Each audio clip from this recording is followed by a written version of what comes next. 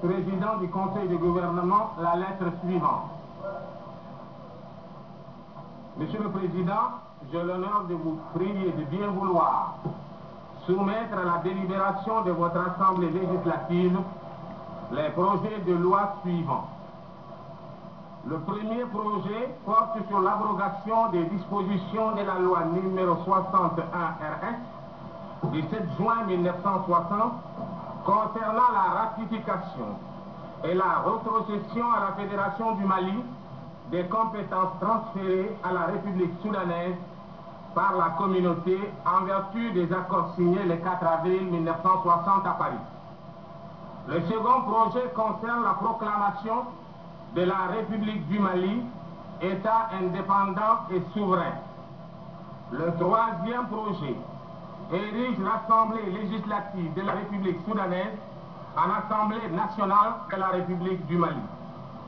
Le même projet tend à transformer le gouvernement actuel de la République soudanaise en gouvernement provisoire de la République du Mali.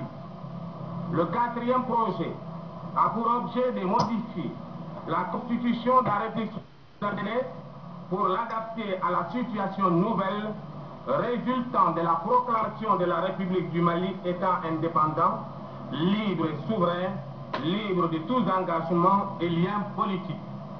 Auditeurs de Radio Mali, en ce jour mémorable du jeudi 22 septembre 1960 est née la République du Mali.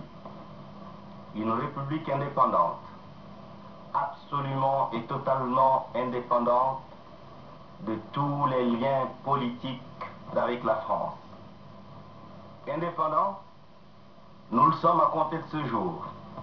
Une indépendance que nous devons à nos leaders, à nos anciens, nos aînés, à l'action constructive et courageuse des dirigeants de l'Union soudanaise RDA, dont le président Modibo Keïta s'est fait le porte-parole au congrès extraordinaire qui a tenu ses assises ce matin à Bamako.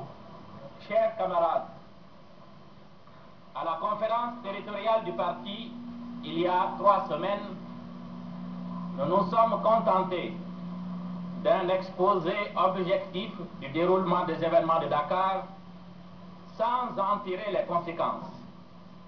Nous avons par la suite pris un certain nombre de contacts qui ont projeté plus de lumière sur les origines plus ou moins lointaines des événements.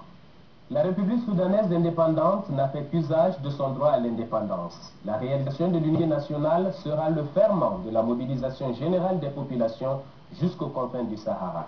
Son développement économique appelle à des sacrifices pour sortir le pays d'un possible isolement.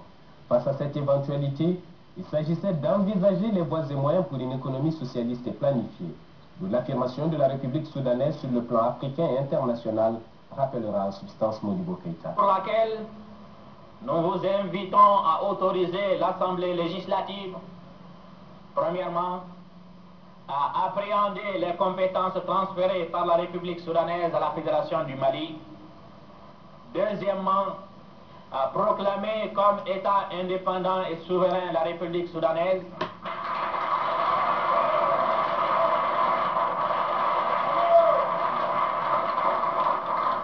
Troisièmement, à proclamer que la République soudanaise s'appelle la République du Mali.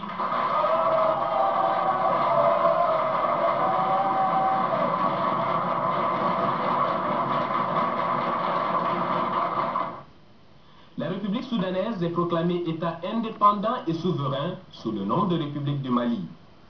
Le Congrès opte pour la construction d'un État socialiste. Une présidence de la République est instituée, confondue avec le chef du gouvernement. Un régime de type parlementaire est maintenu. Le chef de gouvernement est responsable devant l'Assemblée nationale et exerce les attributs de chef de l'État et le pouvoir exécutif. Les ministres sont responsables devant lui.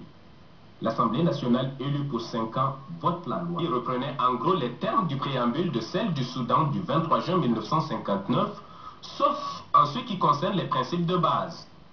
La liberté et la justice succédant à la liberté, à l'égalité et à la fraternité.